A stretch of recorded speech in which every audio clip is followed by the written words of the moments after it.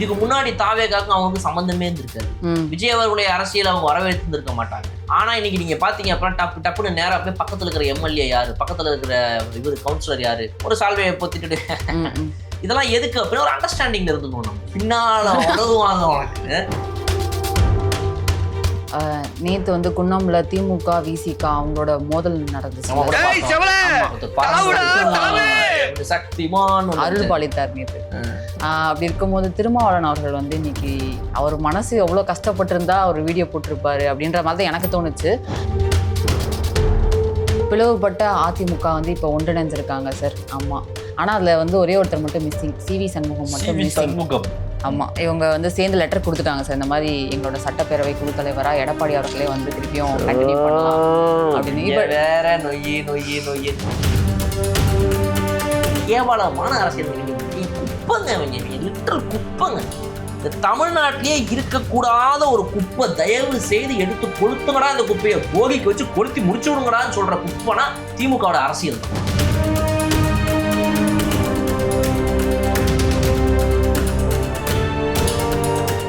கலர்கண்ணாடி நேயர்களுக்கு வணக்கம்.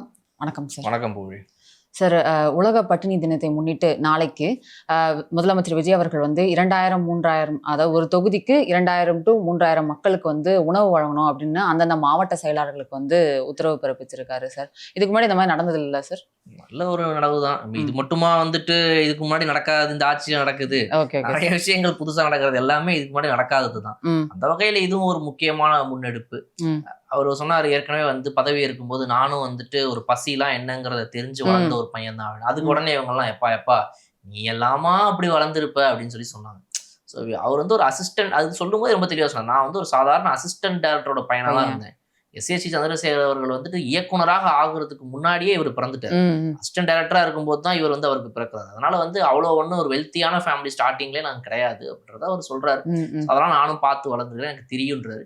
இது வரைக்கும் அவருடைய நடவடிக்கைகள்னு அது தெரியுது. ஒரு எளிமையான மக்களுக்கு என்ன அரசாங்கம் ஒரு பண்ணணும், ஒரு ஆட்சியில் என்னென்னலாம் எதிர்பார்ப்பாங்கன்ற அந்த எளிமையான மக்களுக்கு தான் இன்ன வரைக்கும் பண்றாங்க.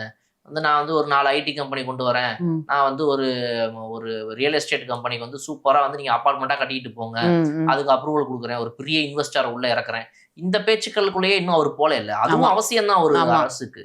ஆனா இவர் அதெல்லாம் தாண்டி எடுத்த உடனே பண்றது எல்லாமே வந்து ஒரு இயல்பா நம்ம மக்களுக்கு எல்லாருக்கும் என்ன எதிர்பார்ப்பு இருக்கும் அப்படின்றது இன்னைக்கு அது மக்கள்கிட்டயும் ரிஃப்ளெக்ட் ஆகுது.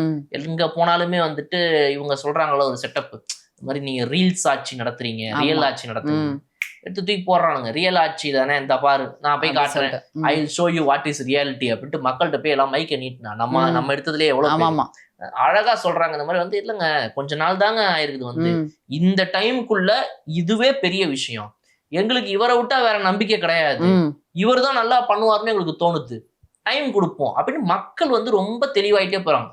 இந்த திமுக அதிமுக எது பிடிக்காம இருந்துச்சோ இந்த மக்கள் வந்து தெளிவானா அவங்களுக்கு பிடிக்காது. மக்கள் கொஞ்சம் படிச்சு கேட்க ஆரம்பிச்சா பிடிக்காது. ஆமா சார், அந்த பப்ளிக் பைட்ஸ் போகும்போதும் அப்படிதான் சொல்லியிருந்தாங்க, சலுகைகள் வேண்டாம் அப்படின்ற மாதிரி சொல்லியிருந்தாங்க. இந்த 50 வருஷம் இருந்தாங்களேம்மா அவங்களாம் என்ன பண்ணாங்க? இவர் வந்து 10 நாள் தானே இருக்கு. நாம எனக்கு தெரிஞ்சு நாம வந்து என்ன பண்ணிருக்காரு இதுவரையும் பண்ணது நல்லதான்னு சொல்றதே தப்பு. ஒரு 6 மாசம் வரை வெயிட் பண்ணி அவர் டைம் கொடுக்கணும். அவருக்கு 50 வருஷத்துல மாத்த முடியாதுல, 5 நாள் எப்படிமா மாத்த முடியும், வெயிட் பண்ணுவோம் அப்படின்னு அவங்களே சொன்னாங்க. அதனால இந்த ரீல்ஸ் ஆட்சின்னு சொல்றவங்களுக்குலாம் வந்து ரியல் ஆட்சி என்னன்னு கேட்கறவங்களுக்குலாம் இந்த போட்டு காட்டினீங்க அப்படின்னா அவங்க பார்த்துட்டு அவங்க அமைதியாக இருக்க மாட்டாங்க, அவங்க பேசியே தான் இருப்பாங்க. பட் இன்னும் இப்போ வந்துட்டு நீங்க வந்து ஒரு ஐடி விங் டிஃபெண்ட் பண்றதுக்குன்னு ஒரு கட்சிக்காக வேலை பார்க்குது. டிஎம்கேவை பொறுத்த வரைக்கும் ஐடி விங் டிஃபெண்ட் பண்ணி அவங்க காப்பாத்துறதுக்கும் டிவிகேவை அட்டாக் பண்றதுக்கும் வேலை பார்த்துட்டு இருக்குது. ஆனா இன்னைக்கு நீங்க டிவிகேக்கு நல்லா பாருங்க, எங்கேயாவது வந்துட்டு அனந்த் சித்தவர்கள் பேட்டி கொடுக்க ஆரம்பிச்சாரா? இல்ல. லயோலா மணி அவர்கள் இல்ல. ரமேஷ் அவர்கள் அமைச்சராயிட்டாரு. இப்போ இப்படிதான் நீங்க பாத்தீங்கன்னா வந்து அவங்களுக்குன்னு செய்தி தொடர்பாளர்களாக இருக்கக்கூடிய ரெட்பிக்ஸ் ஃபெலிக்ஸ் அவர்களே, தேசிய செய்தி தொடர்பாளர் ரெட்பிக்ஸ் ஃபெலிக்ஸ் இன்னும் அவரோட சேனல்ல ஒரு வீடியோ போட்டுட்டு இருக்காரு. அவ்வளவுதான். இப்படி இருக்கிற ஒரு இடத்துல அவங்களுக்கு டிஃபெண்ட் பண்றது ஆக்சுவலா நீங்க வந்து யாருமே இல்ல. யார் டிஃபெண்ட் ஆக்சுவலா பண்றா? மக்கள் பண்றாங்க. இவங்களுடைய மொத்த ஐடி விங்க்கு எதிரா இந்த பக்கம் யாரா நிக்கிறா? டிவிக்கு ஐடி விங்கா அப்படின்னா இல்ல. டிவிக்கு கட்சிக்காரனா இல்ல. யாரானா மக்கள் நிக்கிறாங்க. மக்கள் பதில் சொல்றாங்க. என்னையா ரியல் ஆச்சு, ரீல்ஸ் ஆச்சு, இந்த நான் சொல்றேன் பதில், இந்த வச்சுக்க தூக்கி போடுப்பா கிளம்பு அப்படின்றாங்க. சோ இது வந்து ரொம்ப ரொம்ப ரொம்ப ஆரோக்கியமான ஒரு விஷயம். ஒரு அரசாங்கம் மீது மக்களுக்கு இவ்வளவு நம்பிக்கை, அதீத நம்பிக்கை, குருட்டு நம்பிக்கை கூட சொல்லுங்க நீங்க ஓப்பனா. அது வந்து இந்த டிவிக்கு ஆட்சியை வந்து கொஞ்சம் ரொம்ப ஓவரா அப்ப நம்ம வந்து எப்படி வேணா போய்க்கலாம் போலயேன்னு ஆக்கிடும். அது ஒரு பயமான ஒரு வார்த்தை.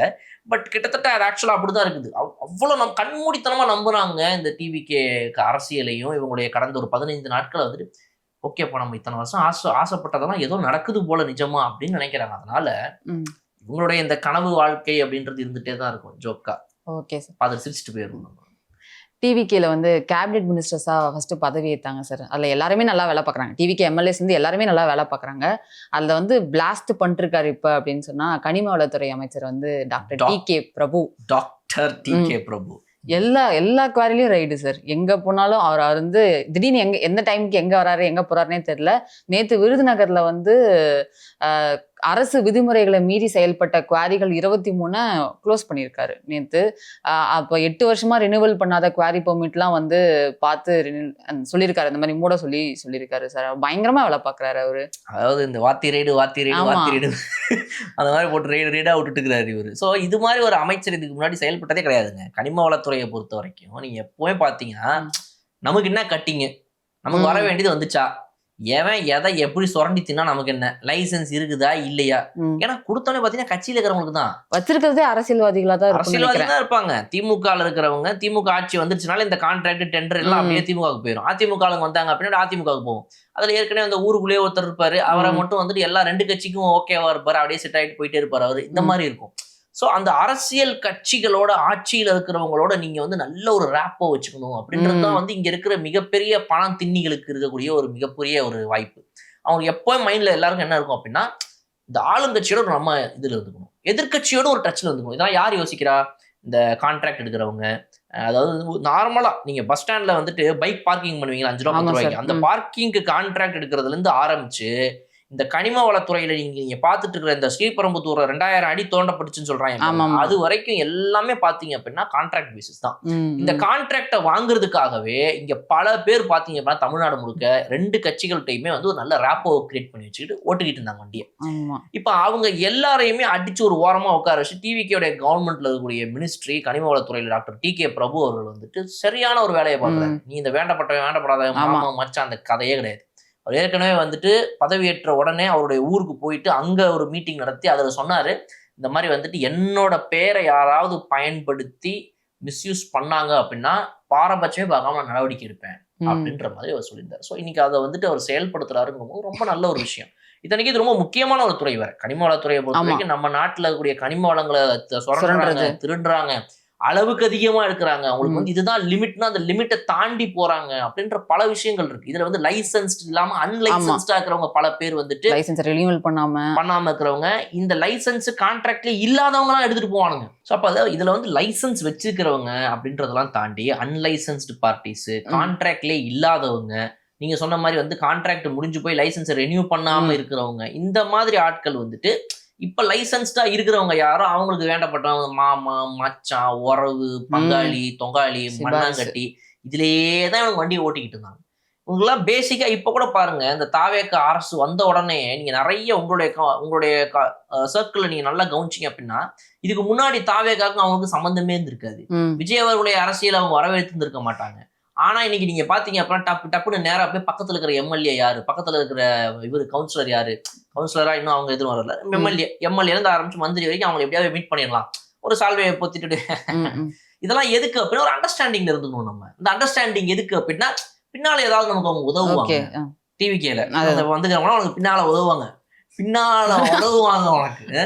அந்த மாதிரி நானே என் சர்க்கிள் நிறைய பேர் பாக்குறேன், மெசேஜ் அனுப்புறேன், என்னடா என் ஃப்ரெண்டுலாம் என்னடா முந்தா நாள் வரைக்கும் வந்துட்டு டிவிகேவை பத்தி அந்த பேச்சு பேசிட்டு இருந்தேன், என்கிட்டலாம் போன போட்டு என்னடா வாடா அந்த மாதிரி வீடியோ போட்டுக்கிட்டு இருக்க, ஒன்றும் சும்மா ஏதாவது வேஸ்டா இது பண்ணிட்டு இருக்காரா அப்படின்னு என்ன சொன்னார். 1 மாசம் முன்னாடி போன போட்டு இப்ப என்னடா நான் வந்துட்டு வேகமா போயிட்டு உங்க மாவட்டத்துல இருக்கிற ஒருத்தரை பார்த்து நேரில் சந்தித்த போது அவர்களை நேரில் சந்தித்த போது அவர்களிடம் மலர் கொத்தை கொடுத்த போது அப்படி இந்த கொடுத்த போதுன்னு போட்டு எங்க போகுதுன்னே தெரியல. எனக்கு இதெல்லாம் போய் நின்னுக்குறாங்க. இந்த மாதிரி இவங்கெல்லாம் வெக்கம் மானம் சூடு சொரணம் ரோஷம் எதையாவது இருக்குமா இருக்காதா? பார்த்தா பரவாயில்ல சார், அவங்க தெரிஞ்சவங்கன்னு சொன்னீங்களே சார், அதெல்லாம் பார்த்துட்டு போறாங்க. என்னங்க நான் நேர்மையா பேசுறது என்னங்க பயம் இருக்கு? நான் அவங்ககிட்டே சொல்லிட்டேன், உனக்கெல்லாம் வெக்கமே கிடையாதா அப்படின்னு சிரிக்கிறான். போன வயசுல பனி தொலை போய் இந்த கட்சியிலே போயாவது ஒழுங்கா உருப்படியாகிறதுக்கு ஏதாவது வழியாவது தேடு அப்படின்னு. ஏன்னா இதுக்கு முன்னாடி அவர் இருந்த இடம் எங்கன்னு பார்த்தீங்கன்னா நாம் தமிழர் கட்சி. இதுக்கு முன்னாடி ஒரு நாம் தமிழர் கட்சியில, நான் இன்னும் டிஸ்ட்ரிக்ட் அவர் என்னன்றதை மட்டும் சொல்லல, அதை தவிர அது சொல்லிட்டேன். இவர் வந்து நாம் தமிழர் கட்சியில இருந்தாரு. இருந்துட்டு அங்கேயே சுத்திட்டு இருந்தாரு. அங்க ஒன்றும் வண்டி பெருசா ஒன்றும் ஓடல போல இருக்கு. இப்ப கேட்டா என்ன அங்க ஒரு பொறுப்பும் கொடுக்க மாட்டேன், எது கொடுக்க மாட்டேன், எது பண்ண மாட்டேங்கிறாங்க. இப்ப நீ இங்க போறீ, இங்க மட்டும் பொறுப்பு கொடுப்பாங்களா அப்படின்னு. வாங்கிடுவேன்ல, நான் ஒரு 3 மாசத்துல பேசி வாங்கிடுவேன்ல அப்படின்னா. நான் நினைச்சேன் அப்படியா, சரி ரைட் ஓகே. ஸோ அப்ப இவங்கள மாதிரி ஆட்கள் என்னன்னா, இந்த கட்சி தாவுறதுங்கிறத தாண்டி எதுக்கு தாவுறீங்க, உங்களுடைய பிரின்சிபல் என்ன, உங்க கோட்பாடு என்னன்னா, பேசிக்கலி நான் இந்த ஊருக்குள்ள நான் ஒரு பிசினஸ் பண்ணிட்டு இருக்கிறேன், இந்த ஊருக்குள்ள நான் ஒரு இந்த மாதிரி விஷயங்கள் பண்றேன், கொஞ்சம் லைட்டா அப்பப்போ நான் வந்து கொஞ்சம் ட்ராக்கை தாண்டி லைட்டா இப்படி போவேன், அதெல்லாம் காப்பாத்துறதுக்கு இந்த எம்எல்ஏ இந்த மினிஸ்டர்களுடைய ஒரு இது இருந்துச்சுன்னா நல்லா இருக்கும்.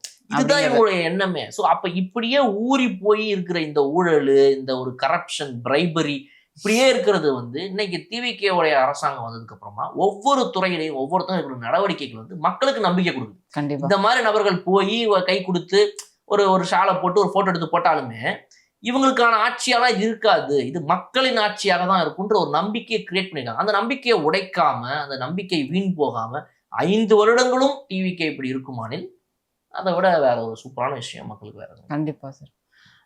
நேத்து வந்து குன்னம்ல திமுக விசிக அவங்களோட மோதல் நடந்துச்சு, நம்ம கூட பார்த்தோம். ஆமா, சக்திமான் அருள் பாலித்தார் நேத்து. அப்படி இருக்கும்போது திருமாவளவன் அவர்கள் வந்து இன்னைக்கு அவர் மனசு எவ்வளவு கஷ்டப்பட்டு இருந்தா அவர் வீடியோ போட்டிருப்பாரு அப்படின்ற மாதிரி எனக்கு தோணுச்சு. இந்த மாதிரி சொல்லியிருந்தாரு, பதவிக்கு ஆசைப்பட்டு அரசு பதவி, அமைச்சர், இந்த மாதிரி பதவிகளுக்கு ஆசைப்பட்டு தாவேக்கா கூட இணையில, தாவேக்கால போய் ஃபர்ஸ்ட் அமைச்சர் பதவி வாங்குற நோக்கம் கூட கிடையாது. விசிக நிர்வாகிகள் ஆலோசனை கூட்டத்துல நம்ம ஆதரவு கொடுக்குறோம் அப்படின்னா அமைச்சரவை பதவி நம்ம கண்டிப்பா கேட்கலாம், அதுக்கான தகுதி நமக்கு இருக்கு அப்படிங்கிற ஒரு முறையில ஆலோசனையில நடந்த முடிவை தான் நாம் எடுத்து இந்த மாதிரி வன்னியரசு அவர்களை அமைச்சராக்கணும். அதனால திமுக சார்பிலிருந்து வர விமர்சனங்கள் வந்து ரொம்ப கண்டிக்கத்தக்கது அப்படிங்கிற மாதிரி சொல்லியிருந்தாரு. ஸ்டாலின் அவர்கள் வந்து வாழ்த்து தெரிவிச்சாரு. அவர் பேசும்போது வன்னியரசு அவர்கள் வந்து அமைச்சரானதுக்கெல்லாம் வாழ்த்துக்கள் தான் சொன்னாரே தவிர திமுகவினர் கொடுக்குற விமர்சனங்கள் வந்து ரொம்ப, அதுவும் இல்லாம துணை முதல்வருக்கு பேரம் பேசினாங்க, அந்த மாதிரிலாம் கிடையவே கிடையாது. அந்த மாதிரி விஷயம்லாம் வரவே இல்லை. துணை போய் அமைச்சரவையில் சேர்ந்தா அமைச்சர் பதவி, துணை முதல்வர் பதவி, இந்த மாதிரி பதவிக்கெல்லாம் ஆசைப்பட்டு நாங்க விசிக சேரல, ஆட்சியிலும் அதிகாரம் ஆட்சியில் அதிகாரம் உண்டு இப்படின்ற ஒரு நிலைப்பாடுதான் விசிக இன்னைக்குமே இருக்கு அப்படிங்கிற மாதிரி அவர் இந்த வீடியோல பேசியிருந்தாரு சார். நான் என்ன கேக்குறேன், திருமாவர்களோ அவருடைய கட்சியினரோ, திருமாவளவன் அவர்களே எடுத்துப்போமே, திருமாவளவன் அவர்கள் ஆட்சிக்காகவோ இந்த அதிகார மோகத்திலேயோ இருக்கிறவரா இருந்திருந்தா நீங்க அன்னைக்கு பின்னால வச்சு ஒரு பேச்சு பேசுனீங்களே, திமுகவும் அதிமுகவும் ஒன்னா சேர்ந்துக்கிட்டு எடப்பாடியை வந்துட்டு சிஎம் ஆக்கலாம்னு பேசுனீங்க, முடியாதுன்னு வந்தாரு. அதுக்கப்புறம் அவரை திரும்பவும் கூப்பிட்டு போனை போட்டு உங்களை முதல்வர் ஆக்கலான்னு பேச்சுவார்த்தை நடக்குது அப்படின்னு சொன்னீங்கல்ல, அதுக்கு அவர் என்ன சொன்னார் உங்களுக்கு? இல்ல, அது ஏற்புடையதா இருக்காது, மக்கள் கண்டிப்பா அதுக்கு எதிர்ப்பு தெரிவிப்பாங்க, அது அந்த மாதிரிலாம் அந்த ஒரு எண்ணமே எனக்கு கிடையாது, இது வந்து ஜனநாயகத்துக்கு எதிரானது, மக்கள் இதை ஏத்துக்க மாட்டாங்க, இது சரி கிடையாது, இது தவறு அப்படின்னு சொல்லிட்டு வெளியே வந்தவர் திருமாவளவன். திருமாவளவன் அவர்களை நீங்க ஆசை காட்டி அன்னைக்கு நீங்க கேவலமான ஒரு வேலையை பண்ணப்ப அது வேணான்னு தூக்கி போட்டு எது சரின்னு முடிவெடுத்து மக்கள் எல்லாரும் சேர்ந்து ஆக பெரும்பான்மையா இந்த கட்சிக்கு வந்து ஓட்டு போட்டிருக்காங்க. இவங்களை நிறுத்துறது, இவங்களை சிஎம் ஆக்குறதுக்கு என்ன வேலை பார்க்கணும் அதை பார்ப்போம். நம்ம இவங்களுக்கு தானே வந்திருக்கு இத்தனை பர்சன்டேஜ், 35% எந்த கட்சிக்கு வந்திருக்கு? தாவேக்கா இன்னைக்கு சிஎம் ஆகணும், முதல்வர் அவர்களாக அந்த நாற்காலியில தாவேக்காவோட தலைவர் விஜய் அவர்கள் தான் உட்காரணும். அதுக்கு என்ன பண்ணலாம்? ஜனநாயகத்தின் படி போவோம். சிபிஎம் என்ன முடிவு எடுக்குது, நான் கூட வரேன், வாங்க போலாம், அவ்வளவுதான், நம்ம தான் பண்ணணும், இதுதாங்க நியாயம் அப்படின்னு நினைச்சவர் திருமாவளவன். ஆனா இன்னைக்கு அவரை உங்களுடைய கட்சியில இருக்கிறவங்க இவ்வளவு கேவலமா பேசுறாங்களே, ஒரு அறிக்கை விட்டுருப்பாரா முதல்வர் அவர் இந்த ஸ்டாலின் அவர்கள்? இல்ல சார். முன்னாள் முதல்வர் நீ இப்போ வரைக்கும் சொல்றீங்க, உங்களுடைய தயவுல இந்த ஆட்சி நடக்குதுன்னு சொல்றீங்களே, நீங்க ஒரு முன்னாள் முதல்வரா இருந்தீங்கன்னா, நீங்க ஒரு கட்சி ஆக பெரும்பான்மையில நீங்க பல முறை ஜெயிச்ச ஒரு கட்சியா இருந்தாலும் கூட நீங்க வந்து ஒரு 75 வருட பவள விழா கட்சின்றீங்களே, உங்களுக்கு எல்லாம் வந்து உங்க கட்சியில இருக்கிறவங்கள கூட நீங்க வந்து கண்ட்ரோல் பண்ண முடியல. நீங்க என்னங்க பெரிய அரசியல் பண்றீங்க? நீங்க தாவேக்காவை பேசுறீங்க, கண்ட்ரோல் இல்லாத ஒரு அரசியல் இது, இந்த கட்சியில யாருக்குமே ஒரு கண்ட்ரோலே கிடையாது, மரத்துல ஏறுவாங்க, இதுல ஏறுவாங்க, அதுல ஏறுவாங்க. அவங்க மரத்துல ஏறிட்டு இருந்தாங்கன்றதான் விடுங்க, இன்னைக்கு அவங்க நாற்காலியில ஏறி சிஎம் பதவியிலே உட்காந்துட்டாங்க. நீங்க இன்னும் என்ன பண்ணிட்டு இருக்கீங்க? நீங்க இன்னும் அப்படியே கமெண்ட் போட்டுக்கிட்டு நீங்க சொல்றீங்க சோசியல் மீடியா வந்து அவங்க இருக்கிறாங்க, நீங்க தான் சோசியல் மீடியா இருக்கிறீங்க. ஆனா அப்ப கூட வந்து அவங்க வீடியோ போடுற இடத்துல இருக்கிறாங்க, நீங்க கமெண்ட் பண்ற இடத்துல இருக்கிறீங்க, கமெண்ட்ல போட்டு கதறிக்கிட்டு இருக்கீங்க, இதுடா அதுடா இதுடா இப்படி பேசிட்டே இருக்கிறாங்க.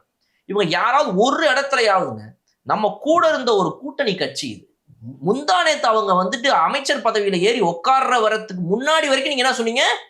இல்ல இது வந்து நம்ம தயவுல நடக்கிற ஆட்சி, நம்ம இவங்க தான் உள்ள போய் ஆதரவு கொடுத்துருக்காங்க, நான் சொல்லி போய் தான் கொடுத்துருக்காங்க அப்படின்ற ரேஞ்சில் பேசுன நீங்க அமைச்சர் பதவியை வாங்கிட்டாருன உடனே ஆராசா அவர்கள் போட்ட கேவலமான ஒரு ட்வீட் கடைசியில் அவரே அதை டெலீட் பண்ண வேண்டிய நிலைமையில இருந்துச்சு. எவ்வளவு கேவலமான பேச்சுங்க.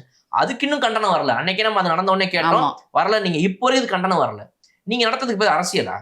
இதுதான் உங்களுடைய அரசியலா? இந்த மாதிரி ஒரு அரசியல் வேணாம் தாங்க மக்கள் உங்களை தூக்கி போட்டு வச்சுக்கிறாங்க. இந்த ஸ்மாக்ல நீங்க எந்திரிக்கவே முடியாது. இது சாதா ஸ்மாக்கே கிடையாது. It's very very very special smack. DMK சைட்ல இருந்து சொல்லிட்டு இருந்தாங்களா சார் 5 வருஷம் நிலைக்காது அப்படின்ற மாதிரி எல்லாம் சொல்லிட்டு இருந்தாங்களா? இந்த தாவேக்கா சொல்லிட்டு இருக்காங்க. அதுவும் தலைவர், அந்த கட்சியின் தலைவர் அவர்களே அவங்க தவறான வழி நடத்துறாரு. அடுத்த 5 வருஷம் நம்ம வந்து சூப்பரா வேலை பார்த்து சூப்பரான எதிர்கட்சியா செயல்பட்டு வெறித்தனமா நம்ம வரணும்டா, 31 ஜெயிக்கணும்டா. அதெல்லாம் கிடையாது. இந்த ஆட்சி வந்து 6 மாசத்துல கவிழ்ந்துரும். வெயிட் பண்ணுங்க எல்லாரும். இந்த கோபுரம் சாஞ்சி கீழே விழுந்துன்னு அது மேலே ஏறி இன்னும் ஜிங்குன்னு குதிக்கலாம். இதுவாங்க ஒரு கட்சி தலைவர் வழி நடத்துற விதம். கவலைப்பட வேண்டாம், இந்த ஆட்சி ரொம்படா நிலைக்காது, 6 மாசம்லாம் தாக்காது. என்னங்க இது? என்னங்க ஜோக் காட்டிட்டு இருக்கீங்க நீங்க? அதுக்கு திருமாவளவன் அவர்கள் சொல்லியிருந்தார். அதுக்குன்னு இல்லை சார், திருமாவளவன் சொல்லியிருந்தாரு 5 வருடம் இந்த தாவேக்கா அரசு நிலைக்க கவிழ்க்க விட மாட்டோம், நாங்க கண்டிப்பா இது வந்து சிறப்பா திறமா செயல்பட நாங்க துணையா நிற்போம் அப்படின்ற மாதிரி புரியுதுங்களா? முதல்ல உள்ள போனாங்க, வெளியே இருந்து ஆதரவு கொடுக்குறேன்னாங்க. அப்புறம் ஆதரவு கொடுத்ததுக்கு அப்புறம் வந்துட்டு இன்னைக்கு அமைச்சரவைக்கு போனாங்க. இந்த இத்தனை நாட்கள்ல வந்து 10 நாள்ல திரும்ப அவர்களுக்கே தெரிஞ்சு போச்சு, எப்பா இந்த பசங்க சரியான அரசியல் பண்றாங்கப்பா, நம்ம இவங்க பக்கம் தான் நிக்கணும் அப்படின்றது. அந்த கட்சியினரும் வந்து அதுக்கு ஆதரிச்சு நமக்கு வர மந்திரி பதவி நம்ம ஏங்க வேண்டாம்னு சொல்லணும்? வாங்க, இந்த வெளியிலிருந்து ஆதரவு, இந்த திமுக அதெல்லாம் விடுங்க, அவன் கதை முடிஞ்சு போச்சு, அது எக்ஸ்பைரி ஆயிடுச்சு, அவள் தான் எக்ஸ்பைரி டேட் வந்துடுச்சு. 4/5/2026 அவங்களுடைய எக்ஸ்பைரி டேட் முடிஞ்சு போச்சு. 4ஆம் தேதி அவங்க கதை ஓவர். அதனால நீங்க இதுக்கப்புறம் அவங்க திரும்ப வரப்போது கிடையாது. இருந்தாலும் திமுகவே இருக்க போறதுல என்ன, இருந்தாலும் திமுக இருக்குமாங்கிறது தானே இப்ப கேள்வியே. அப்ப அந்த மாதிரி நிலையில இருக்கும்போது கட்சியினர் கொடுத்த அந்த தைரியத்தை திருமாவர்கள் வந்து ரொம்ப ஸ்ட்ராங்கா போல்டா ஒரு டிசிஷன் எடுத்து வன்னியரசு அவர்களுக்கு தகுந்த ஒரு மரியாதையை செலுத்துற வகையில அவங்க சூப்பரா ஒரு இதையும் வந்து வாங்கி கொடுத்துருக்காங்க. அவங்களும் அது வந்து சமூக நீதி அரசியலுக்கான ஒரு விஷயமா கொண்டு வராங்க. அந்த அமைச்சரவை பேரையே மாத்திருக்காங்க. இதெல்லாம் வந்து ஹெல்தியான விஷயம். இப்ப இதுல திமுக என்ன இன்னும் ரியலிஸ்டிக்கா புரிஞ்சுக்கல அப்படின்னா, உங்க கூட இருந்த கூட்டணி கட்சிகள், உங்க தயவுல அவங்க அங்க போன கட்சிகள் நீங்க சொல்றவங்க எல்லாரும் மனசு மாறி அந்த கட்சி சூப்பர், அவங்க ஆட்சி நல்ல ஆட்சி அப்படின்றத நம்ப ஆரம்பிச்சுட்டாங்க. அவங்க திரும்ப உங்க பக்கம் வரப்போறதே கிடையாது. நீங்க கடைசி வரைக்கும் ஒண்டி கட்டையா இப்படியே நின்றுட்டு இருக்க வேண்டியதான். காங்கிரஸ்ல இருந்து ஆரம்பிச்சு, கம்யூனிஸ்ட்ல இருந்து ஆரம்பிச்சு, விசிகே வரைக்கும், ஐயுஎம்எல் வரைக்கும் அவங்க போயிட்டாங்க அப்படின்றத நானும் 10 தடவை 100 தடவை வீடியோ சொல்றேன். புரியவே இல்லை. இன்னும் உட்காந்து கொஞ்சம் ரைட்டா புரிய ஆரம்பிக்கும் போது மட்டும் கேவலமா பேச ஆரம்பிக்குது. விசிகாவா கேவலமா பேசுங்க, எகிரி உட்காந்து ரோட்ல நின்று சண்டை போடுங்க. எவ்வளவு கேவலமான அரசியல் இவங்க குப்பைங்க, இவங்க லிட்டரல் குப்பைங்க. இந்த தமிழ்நாட்டிலேயே இருக்கக்கூடாத ஒரு குப்பை, தயவு செய்து எடுத்து கொளுத்துங்கடா, இந்த குப்பையை போகிக்கு வச்சு கொளுத்தி முடிச்சு விடுங்கடான்னு சொல்ற குப்பைனா திமுகவோட அரசியல் தான். எவ்வளவு பெரிய கேவலம் அரசியல். கூட இந்த கூட்டணி இப்படியா இறங்கி ரோட்ல சண்டை போட்டு அடிக்கிற அளவுக்கு வருவீங்க? காங்கிரஸ்ல ஒருத்தர் அவரை பண்ணாங்களா, கும்பகோணமா ஏதோ ஒரு ஊர்ல வச்சு அவங்க நடக்க அவங்க பின்னாடியே துரத்தி அவரை உதச்சு கீழெல்லாம் தள்ளி விட்டாங்க. நியூஸ்ல வந்துச்சு இல்லையா? எப்படிங்க இவங்களுக்கு இதுதாங்க தெரியும், இவங்களுக்கு இதுதாங்க அரசியல். இந்த அரசியலை பண்ணிட்டு தான் இவங்க இத்தனை நாளா மக்களை ஏமாத்திட்டு இருந்தாங்க. இன்னைக்கு அந்த அரசியல் மக்கள் வேணான்ன உடனே இன்னும் கொந்தளிக்கிறாங்க. முதல்வர் அவர்களை ஒருமையில பேசுவாங்க, ஆதவர்ஜுனா அவர்களை ஒருமையில பேசுவாங்க, அமைச்சர்கள் எல்லாரையும் கேவலமா பேசுவாங்க, அவங்க குடும்பத்தை பத்தி பேசுவாங்க. அதுக்கப்புறம் ஓட்டு போட்ட தொண்டர்கள், இவங்க கட்சியினரையே மாத்தி ஓட்டு போட்டாங்கன்னா அவனையும் திட்டுவாங்க, பொதுமக்களையும் திட்டுவாங்க. பண்ணல அப்படிதான் இருப்ப, போட்டு போட்டல அப்படின்னு கேட்கறது. இவங்களோட ஐடி விங்கு அது அதே மாதிரிதான் பண்ணுது. ஒருத்தவங்க வந்து ஒரு லேடி ஒருத்தவங்க வீடியோ போட்டுருக்காங்க, தாவேக்காவுக்கு வந்து நாங்க ஓட்டு போட்டதுக்கு காரணம் வந்துட்டு அவங்க வந்து இது மாதிரி பண்ணுவாங்கன்னு தான், பட் ஏங்க இதெல்லாம் பண்றீங்க, இதெல்லாம் பண்ணாதீங்கன்னு ஏதோ ஒரு கோரிக்கை ஏதோ வச்சு ஒருத்தவங்க வீடியோ போட்டுருக்காங்க. அதுல இவங்க போய் கமெண்ட் போடுறாங்க, அதாவது பிறர் துன்பம் தன் துன்பம் போல் எண்ணினார் அப்படின்னு சொல்லி பாட்டு போட்டீங்கல்ல, போங்க பாட்டு போட்டீங்களா, நீங்க ரீல்ஸ் போட்டீங்களா, இது உங்களுக்கு தேவைதான் அப்படின்னு கமெண்ட் போடுறானுங்க. போடுறானுங்க. இதுதாங்க இவங்க அரசியல்.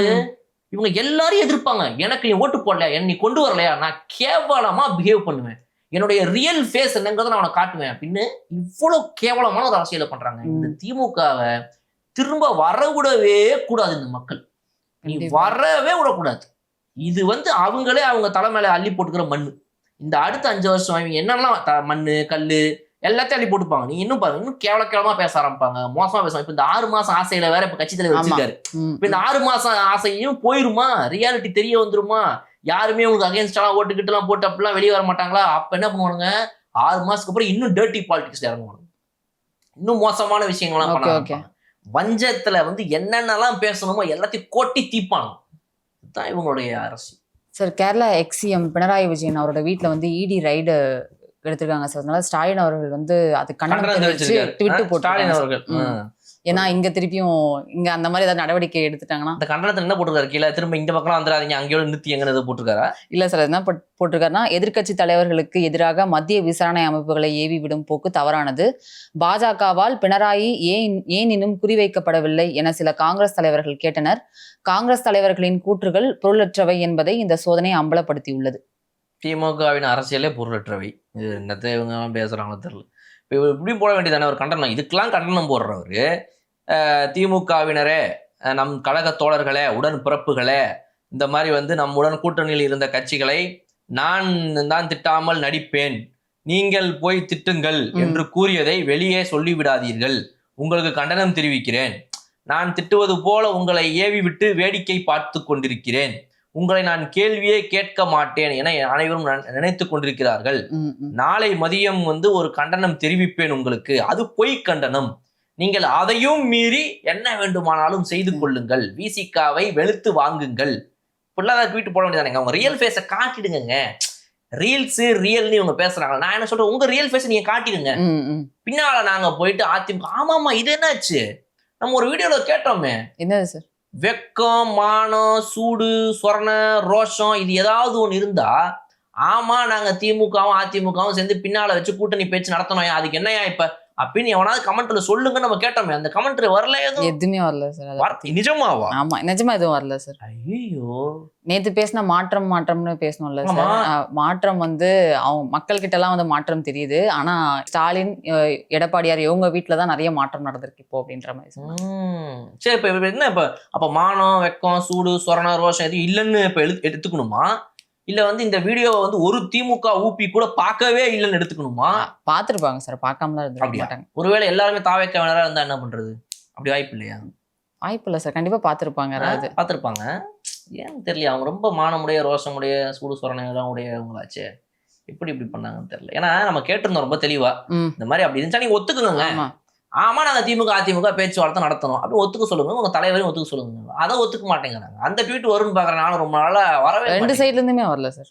வரவே இல்லையே. ரொம்ப டீசென்ட் பாலிடிக்ஸ் பண்றவங்களாச்சுங்க அவங்கலாம், வந்து ரொம்ப நேர்மையா நடத்துறவங்களாச்சு, ஜனநாயகத்தை மதிக்கிறவங்களாச்சு. ஏன் ஒத்துக்க மாட்டேங்கிறாங்க தெரியல. அது பார்ப்போம், வெயிட் பண்ணி பார்ப்போம். ஒத்துக்கலாம், இன்னும் கொஞ்ச நாள் கழிச்சு கூட ஒத்துக்கலாம். பிளவுபட்ட அதிமுக வந்து இப்ப ஒன்றிணைஞ்சிருக்காங்க சார். ஆமா, ஆனா அதுல வந்து ஒரே ஒருத்தர் மட்டும் மிஸ்ஸிங், சிவி சண்முகம் மட்டும் மிஸ்ஸிங்.